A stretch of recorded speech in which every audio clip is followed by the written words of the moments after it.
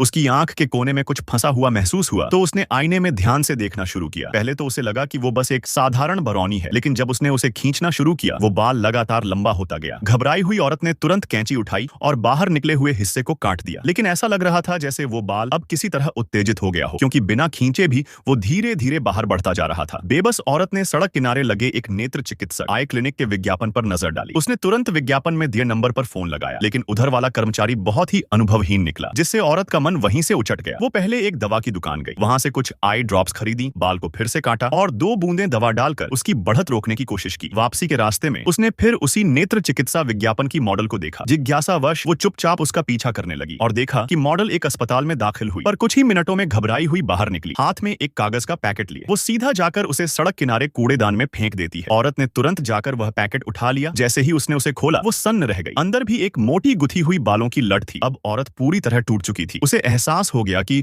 उसकी यह अजीब बीमारी अब लाइलाज है। काफी देर तक मन में संघर्ष करने के बाद उसने सब कुछ खत्म करने का फैसला किया। वो बाल की एक छोर को पकड़कर लगातार खींचने लगी, लेकिन वह बाल जैसे अंतहीन था। जितना ज्यादा निकलता उतना ही मोटा होता जा रहा था। वो दर्द से कराह रही थी, लेकिन हार नहीं मानी और खींचती रही। आखिरकार लगभग 60 मीटर लंबा बाल बाहर आ गया, लेकिन अगले ही पल